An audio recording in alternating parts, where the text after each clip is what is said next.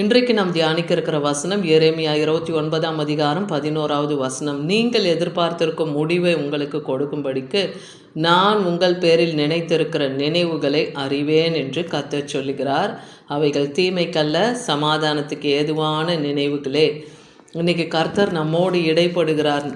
நீங்கள் எதிர்பார்த்திருக்கிற முடிவை உங்களுக்கு கொடுக்கும்படிக்கு நான் உங்கள் பேரிலே ஒரு நினைவு வச்சிருக்கிறேன். அது தீமைக்கல்ல, சமாதானத்துக்கு ஏதுவான நினைவுகள். இன்றைக்கி நம்முடைய காரியங்கள் எத்தனையோ வருஷ காலமாக நம்ம காத்திருந்தோம், அதுக்கு பதில் வராமல் அநேக முறை நம்ம ஜெபம் செய்தோம், நமக்கு விண்ணப்பித்தும் பதில் வராமல் இருக்கலாம். ஆனால் கர்த்தர் இன்னைக்கு சொல்கிறாரு, நீங்கள் எதிர்பார்த்துருக்க முடிவை உங்களுக்கு கொடுப்பேன். அது தீமைக்கல்ல, சமாதானத்துக்கு ஏதுவானது. நான் நினைச்சிருக்கிற நினைவை நீங்கள் நினைத்திருக்கிற நினைவுகளை நான் அறிவேன்னு சொல்கிறார். அப்போ நம்முடைய மன கவலைகள், பாரங்கள் எல்லாவற்றையும் தேவன் அறிந்திருக்கிறார் இல்லையா? அப்போ தேவன் நிச்சயமாகவே முடிவுண்டு, உன் நம்பிக்கை வீண் போகாதுன்னு சொல்லியிருக்கிறார் இல்லையா வேதத்தில். அப்போ நம்ம நம்பிக்கை வீண் போகாதபடிக்கு ஒரு சமாதானத்துக்கு ஏதுவான ஒரு முடிவை நமக்கும் தேவன் தரப்போகிறார். விசுவாசத்தோடு நம்ம காத்திருக்கும் போது அந்த பலனை நாம் காண போகிறோம். அதனால் ஒருபோதும் தேவன் நம்மை கைவிடுகிறவர் இல்லையா? அவரை தேடுகிற யாவருக்கும் அவர் சமீபமாக இருக்கிறாரு. அவரை கண்டடையத்தக்க சமயத்தில் நாம் தேடும்போது அவர் நமக்கு நிச்சயமாய் பதில் தர அவர் வல்லமையுள்ளவராக இருக்கிறாரு. நீங்கள் தேவனிடத்தில் முழு இருதயத்தோடு, ஆத்மாவோடு, பலத்தோடு, சிந்தையோடு முதல்ல அன்பு கூறுங்க. அப்புறம் தேவன் உங்களுடைய காரியங்களுக்கான பதிலை தருவார். ஏசாயா 55ஆம் அதிகாரம் 8-11 வசனங்கள் வரைக்கும் பார்க்கும்போது, என் நினைவுகள் உங்கள் நினைவுகள் அல்லன்னே சொல்கிறாரு, உங்கள் வழி என் வழியும் அல்ல. நாம் நம்மளோட காரியத்துக்கான வழி இதுவாக தான் இருக்கும், அதுவாக தான் இருக்கும்னு சொல்லி நாமளே தீர்மானித்து வைத்திருப்போம். ஆனால் கர்த்தருடைய பார்வையில் அது இல்லைன்றாரு. உங்கள் வழிகள் என் வழி அல்ல, உன் நினைவு என் நினைவும் அல்ல. பூமியை பார்க்கலாம் வானங்கள் எப்படி உயர்ந்திருக்கிறதோ, அப்போது இந்த பூமிக்கும் வானத்துக்கும் எவ்வளவு உயரமோ அவ்வளோ ஒரே உயர்வாக தன்னுடைய வழியை அவர் வச்சிருக்கிறார். என் வழிகளும் உங்கள் நினைவுகளை பார்க்கலாம் என் நினைவுகளும் உயர்ந்திருக்குன்னு நீங்கள் விசுவாசிங்கன்னு சொல்கிறாரு. அப்போ தேவன் நம்மளை குறித்து பெரிய சித்தத்தையும் திட்டத்தையும் வைத்திருக்கிறார் என்பதை நாம் அறியணும். ஏன்னா மாறி உறைந்து மழையும் வானத்திலிருந்து இறங்கி அவ்விடத்துக்கு திரும்பாமல் பூமியை நினச்சி அது எப்படி விதைக்கிறவனுக்கு விதையும் புசிக்கிறவனுக்கு ஆகாரத்தையும் கொடுக்கிறதோ, அது போலவே என்னுடைய வாயிலிருந்து புறப்பட்ட வசனமோ இந்த பூமிக்கு வரும்போது அது வெறுமையாக என்னிடத்தில் திரும்பாமல் நான் விரும்புகிறதே அது செய்து தான் அந்த காரியத்தை முடித்துட்டு அது வாய்க்கும்படி செய்து தான் அது என்னிடத்தில் திரும்பும்னு சொல்கிறாரு. அப்போ கர்த்தருடைய வாயிலிருந்து புறப்பட்ட வசனம் ஒன்றும் கீழே விழுவதில்லைன்னே சாமுவேல் தீர்க்கதரிசன புத்தகத்திலேயே நம்ம பார்க்குறோம். அப்போது கர்த்தர் அவருடைய வார்த்தையை நம்ம கொடுத்துருக்கிறாருன்னா, வாக்கு உரைத்திருக்கிறாருன்னா அது நிச்சயமாய் தேவன் நிறைவேற்றுவார். கர்த்தருடைய ஆலோசனை நித்திய காலமாகவும் அவருடைய இருதயத்தின் நினைவுகள் தலைமுறையதாக நிற்கும்னே சங்கீதம் 33:11 பார்க்குறோம். யோபு சொல்கிறார், அவனோ வென்றால் ஒரு மனமாய் இருக்கிறார், அவரை திருப்பத்தக்கவன் யார், அவருடைய சித்தத்தின்படி எல்லாம் செய்பவன் யார்னு யோபு சொல்லுகிறத பார்க்குறோம்.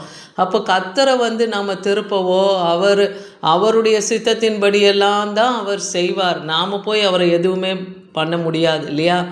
அவருக்கு எப்போ நமக்கு கொடுக்கணும்னு சித்தம் வைத்திருக்கிறாரோ அப்போ தான் தருவார். அது வரைக்கும் தேவன் நம்ம அவருடைய வசனத்தின் மூலமாய் நம்மை புடமிடலாம், சோதிக்கலாம் இல்லையா? நம்முடைய பொறுமை எப்படி இருக்குது, நம்ம எப்படி அவரிடத்துல தயவாக இருக்கிறோம், கிருபையை பெற்றிருக்கிறோமா, கர்த்தருக்கு காத்திருக்கிறோமான்லாம் தேவன் பார்த்துக்கிட்டே இருப்பார் இல்லையா?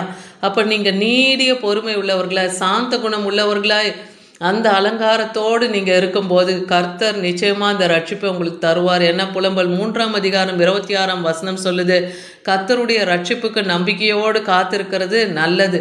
ஒரு திருமணத்துக்காகட்டும், ஒரு வேலைக்காகட்டும், ஒரு பிள்ளை பேருக்காகட்டும் வருஷ கணக்காக காத்திருந்து சோர்ந்து போயிருக்கலாம். ஆனால் இன்றைக்கி சொல்கிறார், ரட்சிப்புக்கு காத்திருங்க, நம்பிக்கையோடு காத்திருங்க. ரட்சிப்பு கர்த்தருடையது. அந்த ரட்சிப்பை அவரிடத்துலேருந்து உங்களுக்கு நிச்சயமாய் அருளுவார்.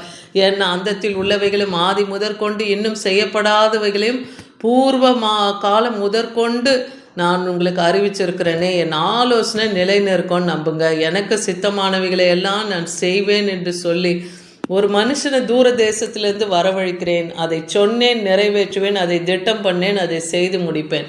அப்போ நம்முடைய காரியத்துக்காக ஒரு மனுஷனை தூர தேசத்திலிருந்து கூட தேவன் அனுப்பி நம்முடைய காரியங்களை அவர் வாய்க்க செய்ய அவர் வல்லமையுள்ளவர். நாம் நினைக்கிறோம் நமக்கான காரியத்துக்கான வழி இன்னும் எதுவுமே தெரியாமல் நம்ம திகைத்து போயிருக்கலாம். ஆனால் எல்லாத்துக்குமே தேவன் ஒரு சித்தம் திட்டம் வச்சிருக்கிறார்ல, அவரால் கூடாத காரியம் ஒன்றுமில்லை. அப்போ ஒரு மனுஷனை தூர தேசத்திலிருந்து கொண்டு வந்து கூட உங்களுடைய காரியங்கள், வேலையாகட்டும், திருமணமாகட்டும், எதுவாக இருந்தாலும் நீங்கள் காத்திருக்கிற காரியத்திலே தேவன் ஒரு அற்புதத்தை செய்வார். விசுவாசிங்க. அதிக காத்திருத்தல் இருதயத்தை இழைக்க பண்ணும், விரும்பினது வரும்போதோ ஜீவ விருட்சம் போல் இருக்கும் என்று வேதத்தில் எழுதியிருக்கு. அப்போ கர்த்தருக்கு காத்திருக்கிறவர்கள் புது பலனை அடைந்து அவர்கள் கழுகுகளைப் போல செட்டைகளை அடித்து எழும்ப செய்வார். விசுவாசத்தோடு நீங்கள் இருக்கும்போது தேவன் உங்களுக்காக சகலத்தையும் அவர் செய்து முடிக்க வல்லமையுள்ளவர். அவர் முடித்தே வைத்திருக்கிறார். ஏற்ற சமயத்தில் அது உங்களுக்கு நடத்தி காண்பிப்பார். அதே போல் தன்னை தேடுகிற யாவருக்கும் தேவன் சமாதானமான எதிர்காலத்தை தேவன் வச்சிருக்கிறாரு. அவர் வாக்கு கொடுத்துருக்கிறாரு. ஏன்னா ரோமர் 15:4, 15, 13 பாருங்கள். தேவ வசனத்தினாலே உண்டாகும் பொறுமையினாலும் ஆறுதலினாலும் நம்பிக்கை உள்ளவர்கள் ஆகும்படிக்கு முன்பு எழுதியவைகள் போதனைகளாக இருக்கிறது. பரிசுத்த ஆவியின் பலத்தினால் உங்களுக்கு நம்பிக்கை பெருகும்படி. இப்போ நம்முடைய பரிசுத்த ஆவி தேவன் நமக்கு ஒவ்வொருத்தருக்கும் கொடுத்து வச்சிருக்கார் இல்லையா, அந்த பலனில் நீங்கள் பெருகும்படி நம்பிக்கையில் தேவனிடத்தில் விசுவாசத்தோடு நீங்கள் இருக்கும்போது அப்போது தேவன் எல்லாவித சந்தோஷத்தினாலும் சமாதானத்தினாலும் உங்களை பரிசுத்த ஆவியின் பூரண நிரப்புதல் உங்களுக்குள்ளே இருக்கும். அப்போ நீங்கள் கலங்கவோ திகைக்கவோ பயப்படவோ வேண்டாம். கால தாமதமாகுது என்று எண்ண வேண்டாம்.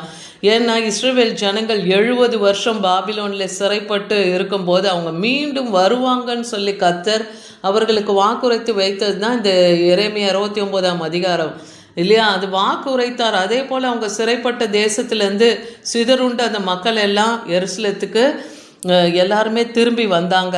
அப்போது பாரசீக ராஜாவாகிய கோரேசு என்கிற ராஜாவின் மூலமாக அவங்கள விடுதலையாக்கி அவங்க தேசத்துக்கு திரும்ப செய்து இடிக்கப்பட்டு கடந்த எருசலேத்தின் ஆலயத்தை அந்த ஜனங்களை வைத்து மறுபடியும் கட்டுவிக்கிறதுக்கு அந்த கோரேசு ராஜா உதவி செய்தார். பாபிலோன்லேருந்து எல்லா பனிமுட்டு சாமான்களையும் அவர்களுக்கு கொடுத்து யார் யார் இந்த அலங்கை இடிந்து போனதை கட்டி எழுப்பணும்னு பிரியப்படுறீங்களோ நீங்கள் எல்லாரும் இதை செய்து முடிங்கன்னு சொல்லி அவங்களுக்கு அவர் ஒரு வழியை காண்பிக்கிறாரு.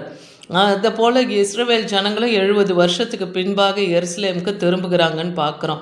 அதனால் இன்றைக்கி தேவன் நமக்கும் வாக்கு பண்ணுறார். சங்கீதம் 37:10 இன்னும் கொஞ்ச நேரம்தான், அப்பொழுது உன்னுடைய துன்மார்க்கன் இனி உங்கள் இலையில் இருக்க மாட்டான். உங்களை இதுவரைக்கும் துன்புறுத்தின துன்மார்க்கன் இருக்க மாட்டான். ஏன் உங்கள் நன்மை தடைப்படுதுன்னா உங்களுக்கு விரோதமாய் துன்மார்க்கர்களும் சத்துருக்களும் மனுஷிக வல்லமையிலே கிரியை செய்கிற சத்ருவின் போராட்டத்தினால உங்கள் நன்மையை நீங்கள் சுதந்திரிக்காமல் இருக்கலாம். ஆனால் கர்த்தர் இன்னைக்கு வாக்குரைக்கிறார், அந்த துன்மார்க்கன் இனி இருக்க மாட்டான், இன்னும் கொஞ்சம் நேரம்தான் சொல்கிறார். அப்போது அவனுக்கு முடிவு கட்டுகிற வரைக்கும் உங்களுக்குரிய பலன் வராமல் இருக்கலாம். அவனுக்கு முடிவை தேவன் கட்டி முடித்த உடனே உங்களுக்கான பலன் உங்களுக்கு வரும். ஏன்னா சாந்த குணம் உள்ளவர்கள் பூமியை சுதந்திரித்து மிகுந்த சமாதானத்தினாலும் மகிழ்ச்சியாய் இருப்பார்கள்னு வேதவசனம் சொல்லுது. நீதிமான் பூமியை சுதந்திரத்து கொண்டு என்றென்றைக்கும் அதில் வாசமாக இருப்பான்னே வசனம் சொல்லுது. அதனால் கர்த்தரை நீங்கள் விசுவாசிங்க. நீங்கள் சாந்த குணம் உள்ளவர்களாய் நீங்கள் இருக்கும்போது கண்டிப்பாக நீங்கள் பூமியை சுதந்திரிக்கவும் சமாதானத்தோடு மகிழ்ச்சியோடு தேவன் வைப்பார். நீங்கள் அதில் வாசம் பண்ணுவீங்க. ஏன்னா கர்த்தர் உங்களுக்கு ஏற்கனவே எல்லாவற்றையும் அவர் சித்தத்தை பரமண்டலத்தில் செஞ்சு வச்சுட்டாரு. பரமண்டல ஜபத்தை எடுத்து நீங்கள் ஒரு முறை தியானித்து பாருங்கள். மத்தேயு 6:10 சொல்கிறார், உம்முடைய ராஜ்யம் வருவதாக, உம்முடைய சித்தம் பரமண்டலங்களில் செய்யப்படுகிறது போல பூமியிலும் செய்யப்படுவதாக என்று எழுதியிருக்கு இல்லையா. அப்போ எல்லாமே நிறைவேற்றி வச்சிருக்கிறார். அது பூமியில் நடக்கணும். அதுக்கு தான் நீங்கள் காத்திருக்கிறீங்க. ஏற்ற சமயம் வரும்போது தேவன் அதை உங்களுக்கு நிறைவேற்றி முடிப்பார். கர்த்தரிடத்தில் நீங்கள் வேண்டும் போது அவர் உங்கள் பக்கத்தில் இருக்கிறார் என்பதை நீங்கள் விசுவாசத்தோடு அறிக்கை இடும்போது கர்த்தர் நீங்கள் எதிர்பார்த்திருக்கும் முடிவை உங்களுக்கு கொடுப்பார். உங்கள் பேரிலே அவர் வைத்திருக்கிற நினைவுகளை அவர் அறிவார். அது தீமைக்கல்ல, சமாதானத்துக்கு ஏதுவான நினைவுகள் என்பதை அப்பொழுது நாம் அறிந்து கொள்ளுவோம். ஆமீன்.